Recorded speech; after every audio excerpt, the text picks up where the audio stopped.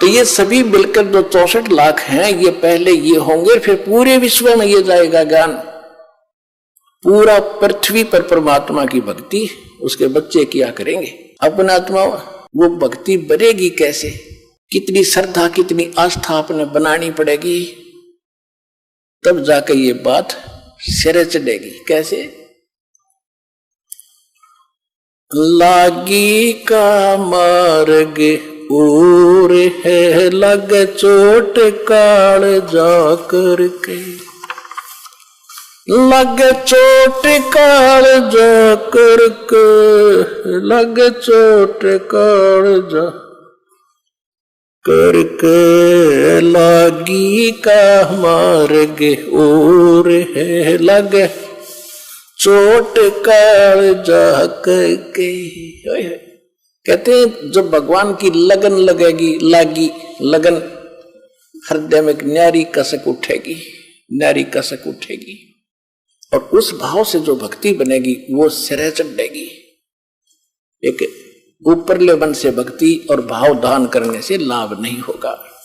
क्या क्या बताते हैं? इस परमात्मा के पाने के लिए राजाओं ने राज त्यागे, कैसी कैसी कठिन साधनाएं की, पर बात नहीं बनी। लागी का मार्ग और है लग चोट काल जा करके, लग चोट काल जा करके, लग चोट काल जा करके, लागी का मार्ग और है लग चोट काल जा करके। करकड़ा क्या अर्थ होता है? कबीर साहब कहते हैं कि जिस समय आप भक्ति में लौलीन हो गए, आपकी ऐसी दशा बन जाएगी। कबीर वैद बुलाइया और पकड़ के देखी बाँ, वैद न वेद न जाने ही मेरा करक कलेजे माँ। होय होय। कहते हैं घर वालों ने सोचा कि बेटा किस मर्द ने खा लिया, जो ढंग से ना बोलता किसी से, ना ढंग से रहता, अकेला रहता है, कोई खुशी मनाता नहीं है, कि रोग ने ग्रस्त कर लिया इसको। वैद बुला लिया, डॉक्टर, और बाँ पकड़ के देखा करते, नाड़ी के वैद होते थे। कहते उस वैद ने मेरे जो वेदन है, मेरा जो दुख है, मेरा जो कसक है, करक है, मेरा जो रोग है, वो समझ नहीं सका। क्यों नहीं समझ सका? क्योंकि वो तो मेरा कलेजे में करक लाग रही भगवान के नाम की। कबीर वैद बुलाइया पकड़ के देखी बाँ, वैद न वेद न जाने ही मेरा करक कलेजे माँ। उस भगवान की कसक है तो वो बताई जा रही है। लागी का मार्ग और है लगे चोट काल जा करके, लग चोट काल जा करके, लग चोट काल जा करके, लागी का मार्ग और है लग चोट काल जा करके। बन बीच भरतरी भूप ने एक मारा ताण निशाना, बन बीच भरतरी भूप ने एक मारा तीर ताण निशाना। घड़ी सदी थी आवन की किसी साधु का हो गया आना, घड़ी सदी थी आवन की साधु का हो गया आना। कोई मुआ मर्ग जवा दियो न तारे धरो न बाणा, वो जिंदा कर दिया डोर था सस बना परीक्षा करके, सस बना परीक्षा करके, सस बना परीक्षा करके। लागी का मार्ग और है लग चोट काल जा करके। गोपी चंद योगी हो गए जिन ले लिया भगमा बाणा, गुरु महल जनाने भेजते डोडी में अलख जगाना। भोजन 3600 छोड़ के भिक्षा का भोजन खाना। तन पड़ गया व्यंजन 3600 छोड़ के भिक्षा का भोजन खाना। तन पड़ गया कम जोर थारा खाया उदर भर के। ना खाया उदर भर के, ना खाया रे उदर भर के। ला घी का मार्ग और है लग चोट काल जा करके। बाजीद कहे उठाओ ऊंट को, लोग कहें ये मुआ। बाजीद कहे उठाओ ऊंट को, लोग कहें ये मुआ। उठन वाली चीज रही ना, गया ओड सलानी सुआ।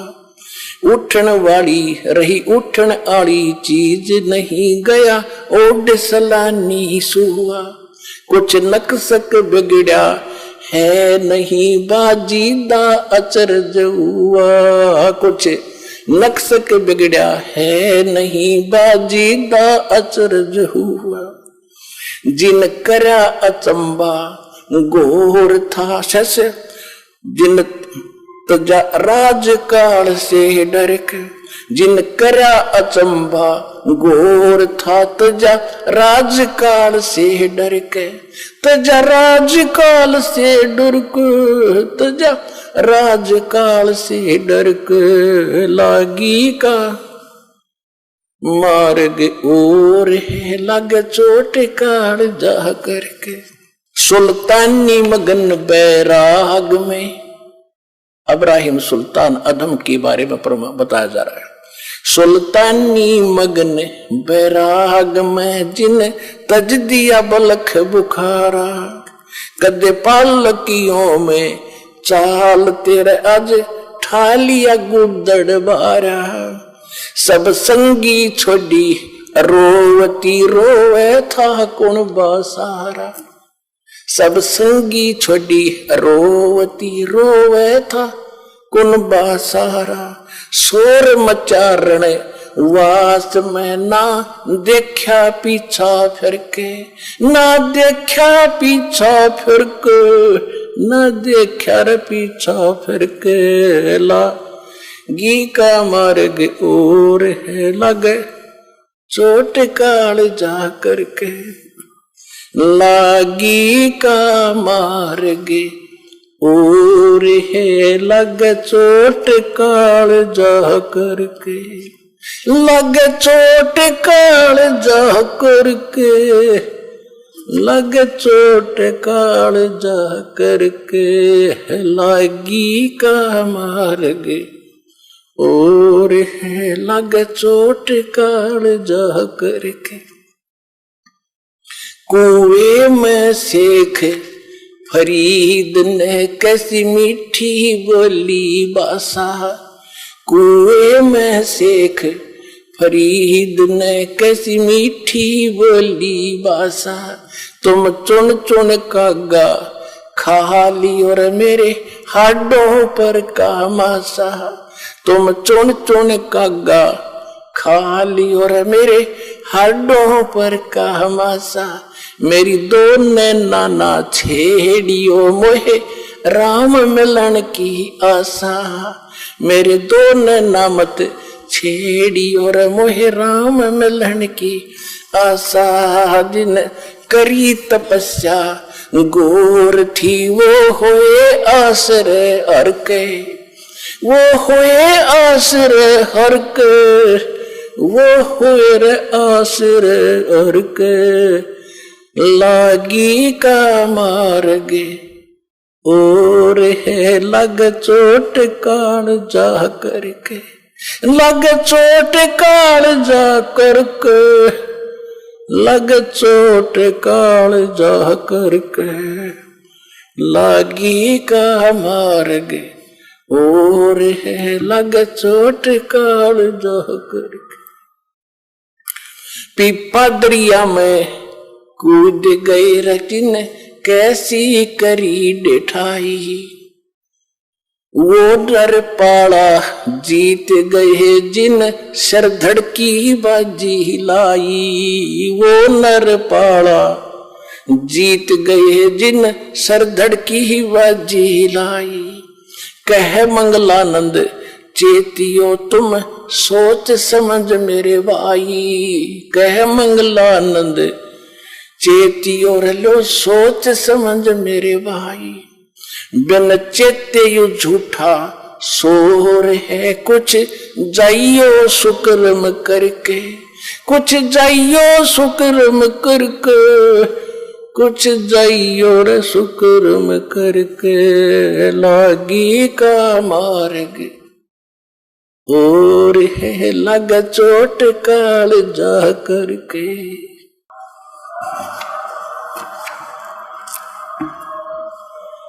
पुण्यात्माओं, इसको सत्संग कहते हैं, इसको तत्व ज्ञान कहते हैं।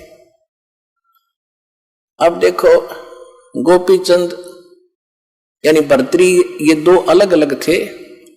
भर्तृ भी राजा थे, गोपीचंद भी राजा थे।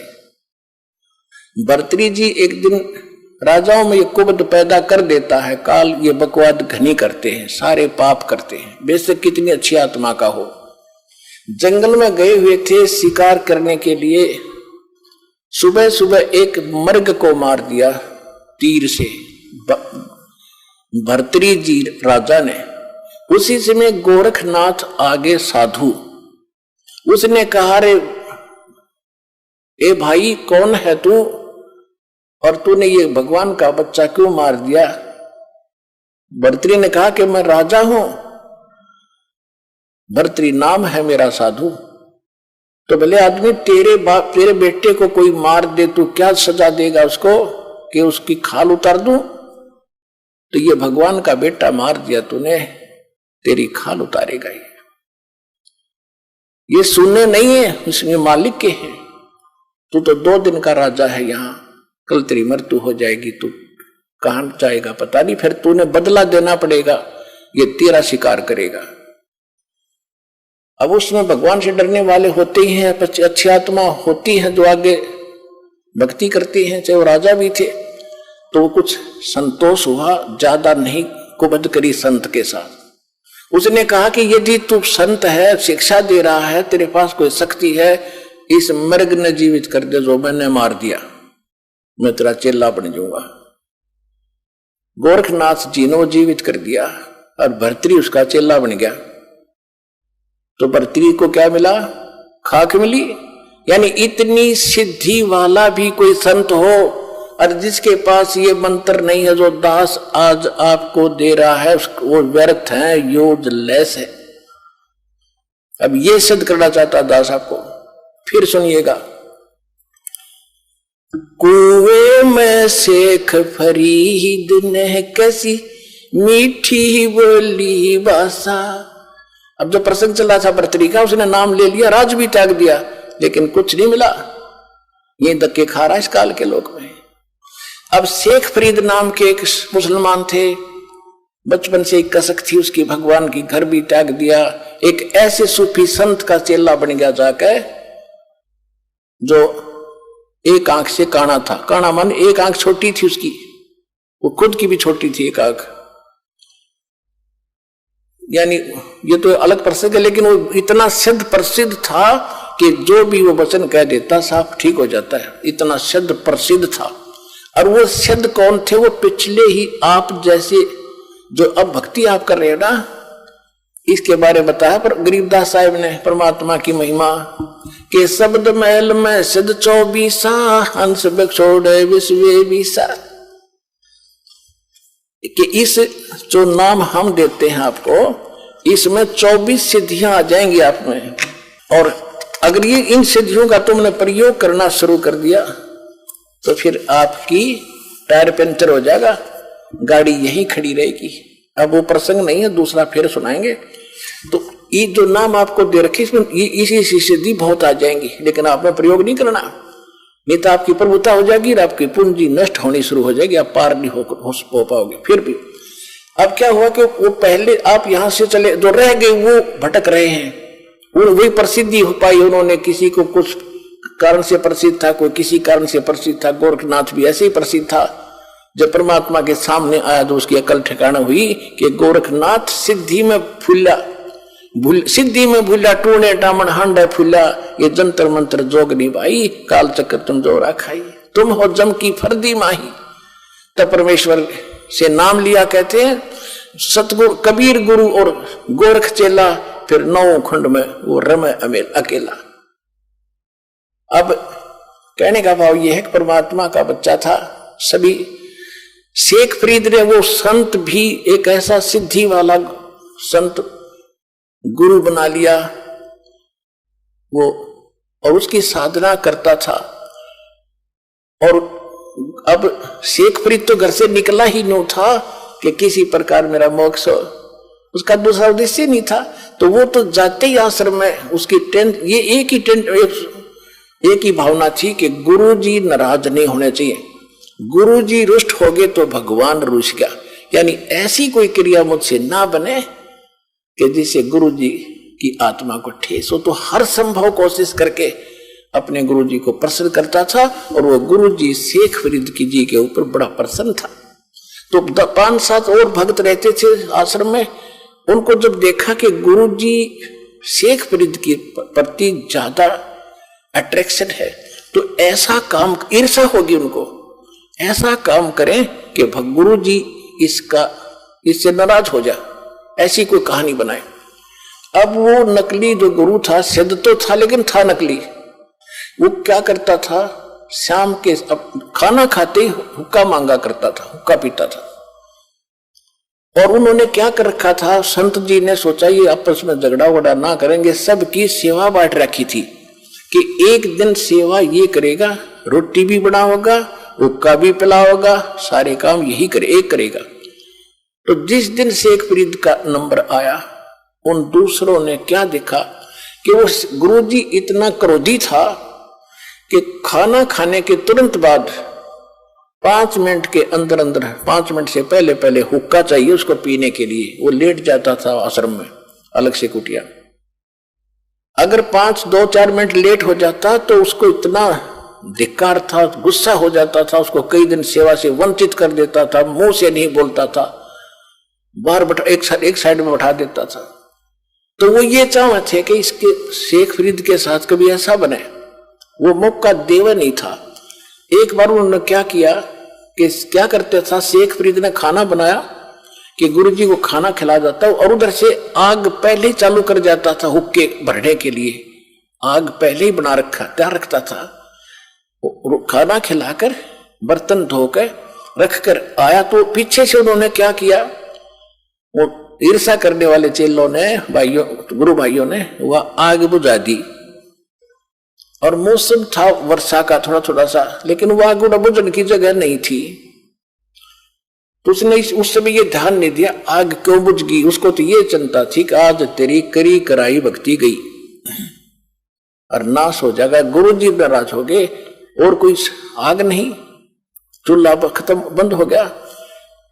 वहां से आधा किलोमीटर 1 किलोमीटर की दूरी पर नगरी थी, उसकी बाहर की तरफ उसने धुआं उठता देखा। वो दौड़ा गया। एक माई भोजन बनाने की तैयारी कर रही थी। ऐसे समाज यानी वर्षा के मौसम में लकड़ियां भी अच्छी नहीं, गिल्ली गैली सी हो जाती हैं। वो मुश्किल से आग फूंक मार कर बनाओ थी, धुएं में आंखें लाल हो रही थी। और शेख फरीद भाग्या गया कि माई आग दे दे, माई आग देना, माई आग देना। उसने देखा बाबा जी आ गया। वह थी गुस्से वाली, कहने लगी आग अच्छी नहीं मिलती, आंख फुड़वानी पड़ती, आंख फुड़वा ले तू अपने, तू फुड़वा ले आंख। अब उसने सोचा भाई आग मिल जानी चाहिए, गुरु जी प्रसन्न हो, आंखें फुड़वा लूंगा। माई ले, वो चिमटा दे के आंख काट के दर्दी, ले माई मैंने आग दे जल्दी, मेरे गुरु जी दुखी हो जाएंगे। और माई ने देखा तो उस बाबा का चेला है, गुस्से में कह दी वाडर की कि वो तो शराब देगा, तेरा नाश होगा। उसने तो सारी आग निकाल दी जितनी बना रखी थी, धड्डे बाबा जी। वो गाल के तो भाग लिया।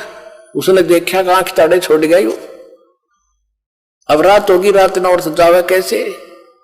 उधर से लड़के ने अपना पल्ला बांध, एक आंख पर ऐसे कपड़ा बांध लिया, घेर लिया मुंड उसके ऊपर।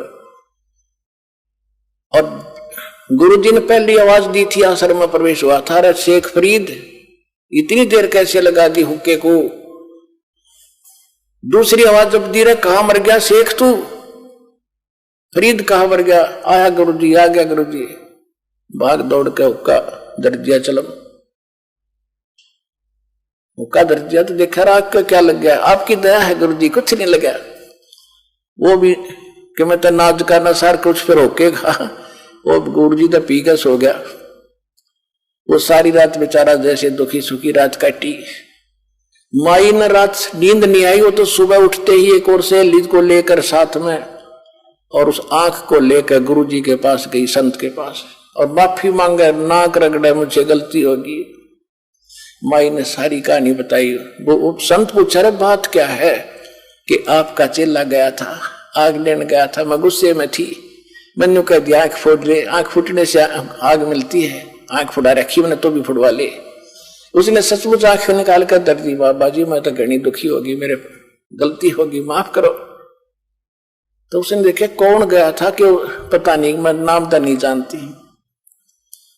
गुरुजी ने पूछा, रे शेख था कल तो भाई, वो फरीद था, फरीद बोला सारे आगे। अब बेटा क्या हो गया, तेरी आंख को क्या तकलीफ होगी? आप के रहते गुरुजी, क्या हो गया मेरी आंख को? कुछ नहीं होना, ये माटी आपकी है, शरीर आपका दाता, आपके निमत लगे।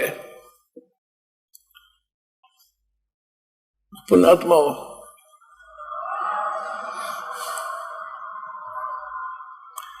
अब ऐसी समर्पित आत्मा और कहा जीवन नाश कर गई। दास ये बताना चाहता आपको। तो उसने कहा कि बेटा खोल इस पट्टी को। उन्होंने पट्टी खोली, आंख ठीक ठाक होगी, साबित आंख होगी, पर होगी छोटी, दूसरे वाली से छोटी होगी, पर आंख ठीक ठाक होगी। और वो आंख पड़ी माई के बर्तन में। अब उस कारण से सारे नगर में आसपास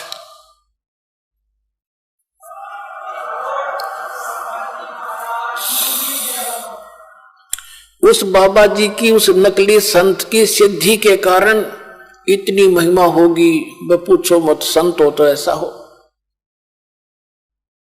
और पुण्यात्मा फिर शेख फरीद जी को डाउट क्या रहा कि ऐसा महापुरुष ये जो ज्ञान देगा सारा ठीक होगा।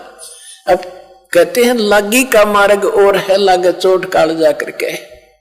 ऐसी लगन लगेगी तो भगवान मिलेगा, लेकिन वो लगन और गलत स्थान पर लगा दी। अब गाय से दूध मिलेगी, सबने पता, अब गाय से दूध मिलेगा। और गाय की जगह किसी ने गद्दी दे दी होगी, गाय है काट ले, भर ले बाल्टी, उसने कितना चारा खुआ लियो और कितना उसने कुछ कर लिया, वो गाय वाला काम नहीं कर सकती। श्रद्धा भी स्थान पर हो, ठीक ठिकाना हो, और फिर लगन लगावे। आम बबूल का बीज बोके और आम चाहने के लिए उसकी पूरी सेवा, अंत में बबूल ही लगेंगे, आम नहीं लगेगा। आम के लिए तो आम का बीज बोकर फिर वही लगन लगानी पड़ेगी, जिस तरह बबूल के पेड़ को प्रफुल्लित करने के लिए किया था। तो यदि आम का बीज बोकर भी वही श्रद्धा रखनी पड़ेगी, वही तरीका अपनाना पड़ेगा, तब ये बात बनेगी। फिर क्या हुआ, कुछ दिनों के बाद वो संत की मृत्यु होगी, सूफी संत मुसलमान की। और वहां फरीद जी, वो 5-7 जो बच्चे रह गए थे आपस में, उनके मन मुटाव होता था। तो वो क्या करता था, अपना वहां से निकल गया और एक कहीं जाकर साधना करी 12 वर्ष तक। और 12 वर्ष में केवल 1.25 मन अन्न खाया, 50 शेर 1.25 मन। अब 12 वर्ष में कितने, एक वर्ष में 365 दिन, और 12 वर्ष में कितने हो गए? और प्रतिदिन एक इंसान जीने के लिए कितना भोजन खाता है? आइडिया लगाना, 100 मन खा जा 12 साल में एक व्यक्ति। और वहां पर 40 किलो खाया 12 साल में, 50 किलो, तो शरीर तो कंडम हो गया। मांस रहा नहीं, अस्थि पंजर शेष रहा। एक दिन वो लेटा लेटा ऐसे बैठा था, लेट कर बैठ कर जैसी भी साधना कर रहा था, कौवे आ गए। उन्हें सोचे ये मनुष्य मर गया। आसपास आकर बैठे चार सब जगह देखा, वो तो मांस तो उस पर था ही नहीं था, खाल और हाड माथे पर बैठ गया आके। उन्हें आंख दिखी कुछ इनमें मांस है, तो उन्होंने कोशिश की कि आंख निकाल ले इसकी, अपना पेट भरेंगे। तब शेख फरीद ने कहा, हाय हाय, कुएं में शेख फरीद ने कैसी मीठी बोल। फिर वो क्या किया उसने कि भाई यहां तो ये कौवे दुखी करेंगे मैंने, और वो कुएं में लटक गया उल्टा जाके।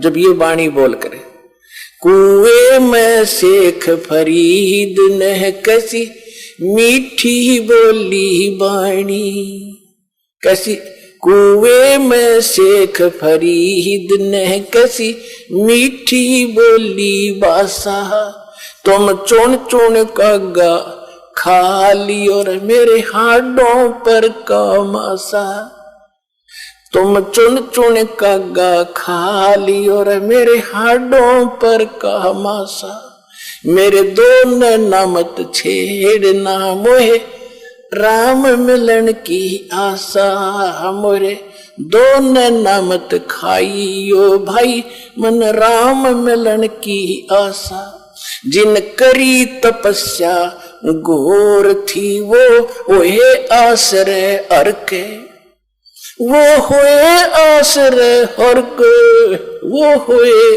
आश्रय हर के, लागी का मार्ग और है लग चोट काल जा करके।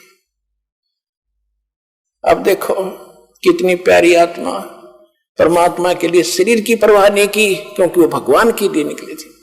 अब जैसे 12 साल और ये अन्न खावा, वो जीवित रह सकता है, लेकिन परमात्मा के नाम पर आश्रित था, तो उसकी लाज कबीर साहब रखते हैं कि तेरे नाम पर बैठे हैं, इसने ढोल दे डले, वो जब मानेगा जब कति कंडम हो लेगा।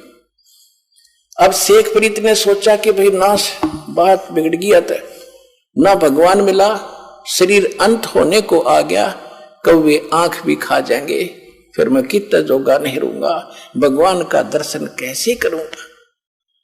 अब जैसा उस गुरुजी ने साधना बता रखी थी, तप करने लग गया बेचारा, वो तपस्वी थे। जैसी भांग उबो रहा था वो चेले को शिक्षा दिया गया। अब चेला तो वही होता है, उसने समर्पण कर ही रखा था, जो गुरुजी कह दी सारी सच्ची और ऐसा ही करूंगा, लेकिन उससे मिलना कुछ नहीं था जब तक पूर्ण संत नहीं मिलेंगे। अच्छा फिर क्या हुआ, उसने सोचा बाहर रहूंगा तो ये खाएंगे, कौवे खा जाएंगे। फिर कुएं में लटक गए, फिर वो यही अर्जी ला रहा था, रे कौवे मेरे आंखें छोड़ दियो भाई, क्योंकि बाहर तो आना ही पड़ता है थोड़ा बहुत फ्रेश फ्रूश होने के लिए भी। रो रहा है, फिर भी रो रहा कि भगवान मिला नहीं, अब क्या होगा, अब कहां जाऊंगा, जीवन अंत हो गया, दर्शन मालिक के हुए नहीं। अब परमात्मा आए, परमेश्वर जो भगवान है हमारे, जो जन मेरी शरण है ताका हूं मैं दास, गेल गेल लाग गया फिर जब तक धरती आकाश। ये शेख फरीद वही था जो इस कलयुग में भी चल गया था पिछली पीढ़ी से, और साथी मालिक ही था, सोच रखा था मैं जिस धर्म में जन्मा हूं यहीं से मोक्ष होगा। धर्म का इसमें कोई रोल नहीं, धार्मिकता का रोल है, और सच्ची भक्ति होगी, कोई धर्म हो कोई जाति हो, मनुष्य जीवन हो वो पार होगा। अब कबीर परमेश्वर जी आए एक साधु रूप बना के, जिंदा महात्मा का, कुएं पर खड़े हो गए, रस्सा बांध कर वृक्ष के, और नीचे लटका हुआ था पैरों का बांध कर शेख फरीद। नीचे न सिर था, ऊपर न पैर थे। परमात्मा ने नो का नो पकड़ कर रस्सा बाहर निकालना, जो तड़प रहा था। अब पुकारता अपने अपने गीता पढ़ा सुना करे, हमारा बाप ही कबीर साहब है, सत्पुरुष है। जब उसने बाहर खींचा तो पहले क्या करते थे, पाली आ जाते थे गवाले, वो शेख फरीद तपस्या कुएं में करता था, बाहर आकर थोड़ी बहुत देर बैठता था, तो पाली उसके रस्से को पकड़ कर डंडी से ऐसे हिला देते थे। वो कभी इधर लगता था कुएं में, कभी इधर लगता था, वो फिर यूं कर लेता था। पाली छोड़ छाड़ कर थोड़ी देर छेड़ छाड़ कर चले जाते थे, कोई बद्दुआ नहीं देता था। प्रार्थना करता था भाई ना छेड़ो मुझे, मैं अपना काम कर रहा हूं। तो उसने सोचा उस दिन कि आज तो ऐसा शरारती व्यक्ति आ गया, इसने मैं बाहर निकाल लिया। पहले तो छेड़छाड़ कर चले जाते थे, मैं थोड़ी देर में हो जाता था सेंटर में।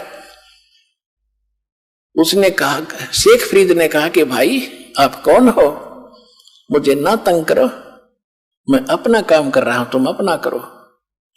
साधु संतों को छेड़ दो, ऐसे नहीं सताया करते। परमात्मा बोले आप क्या कर रहे हो महात्मा जी?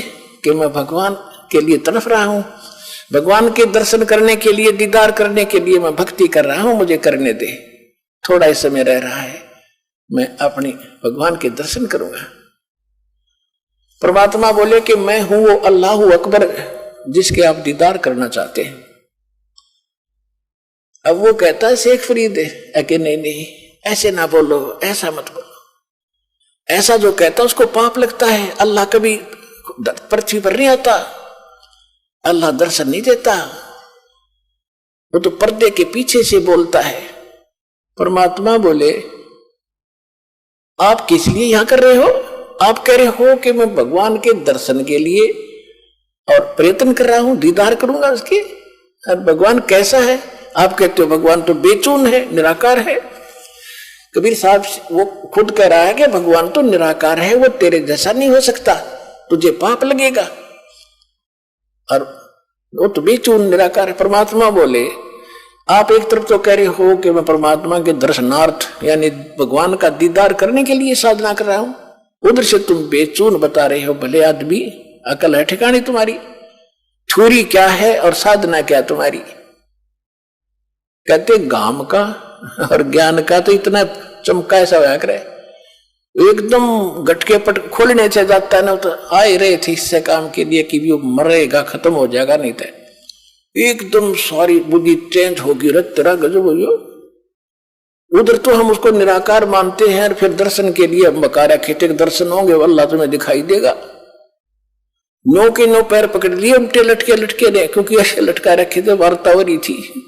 नो के नो पैर पकड़ लिए, नो सोचा कि भगवान तो नहीं हो सकता, अल्लाह तो नहीं हो सकता, पर बात खबर जरूर है जो सूरत फुरकानी, कुरान शरीफ में सूरत फुरकानी 25 आयत 52 से 59 में स्पष्ट किया है कि जिस परमात्मा ने 6 दिन में सृष्टि रची, 7 महीने तकत पर जा बैठा 7वें दिन, वो अल्लाह कबीर है। उसकी खबर कोई बाखबर से पूछो, वो जानता है। तो शेख फरीद जी को पक्का विश्वास हो गया, अल्लाह नहीं तो अल्लाह का जानकार जरूर मिल गया, बाखबर मिल गया, इल्म वाला। चरण पकड़ लिए, परमात्मा ने खोल कर रस्सा बैठा लिया कि बैठ जा, मैं बाखबर हूं और मैं तत्वदर्शी संत हूं, तू अल्लाह ना मानना है, ठीक है। कहते इस शरीर के साथ क्यों दुश्मनी कर रखी है, मुश्किल से मिलता है, इतना भी ना खाओ। कहते इतना भी ना खाओ अंगड़ाई टूटे, आलस हो जा, इतना कम भी मत खाओ कि आपकी क्या हालत हो रही है। आप वचन कब करोगे, आपकी तो बुरा हाल हो रहा है, खाने पीने सूखा पड़ा शरीर। श्रीमद् भगवत गीता अध्याय नंबर 6 के श्लोक 16 में लिखा कि अर्जुन, ये योग यानी भक्ति साधना न तो ज्यादा खाने वाले की या बिल्कुल ना खाने वाले की, या ज्यादा जागने वाले की और न ज्यादा सोने वाले की, किसी की सफल नहीं होती। सूक्ष्म वेद में बताया है कि प्रथम अंदल संयम रखे, संयम करे खाने और पीने पे, और योग युगत सब सतगुरु भाके। ये सब तरीका वो सतगुरु बतावेगा जब कभी आवेगा। तो कैसे भक्ति करनी चाहिए, कैसे रहना चाहिए, इन पिछले वालों की तरफ ना झांकना। उनने किक के डले ढोए थे, उनको खाक मिला, तब परमात्मा ने उसका कुछ आहार कराया, फूल फल खवाए, वो तो ताकत साथ थी दाता की। फिर उसको नाम दिया और कहा अब होगी तेरी मुक्ति बेटा। जब शेख फरीद की मुक्ति हुई, पुण्यात्माओं आप उन पुण्यात्माओं में से हो, परमात्मा आपको इकट्ठा कर आज लाया है, आपको सहज में वो मार्ग मिल गया है। इसकी भक्ति करो और सच्चे दिल आखिरी सांस तक लगे रहना, संसार की तरफ ना देखना, तुम्हारा बेड़ा पार होगा, तुम्हारा मोक्ष होगा।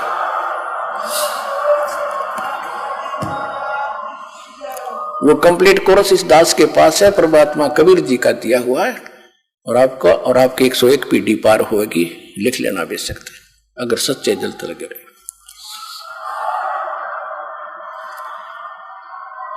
सत साहिब।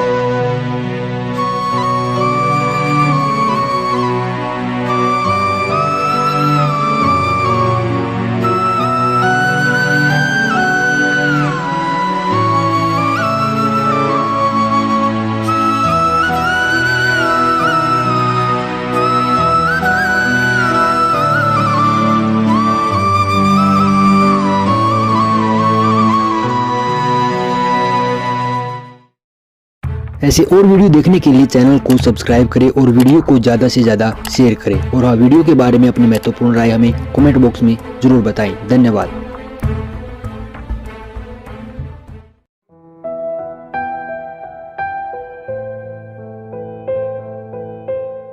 परमात्मा बंदी छोड़ कहते हैं भाई भक्ति करा करो गणी गणी। और ये समय ये दाव फिर नहीं लगेगा।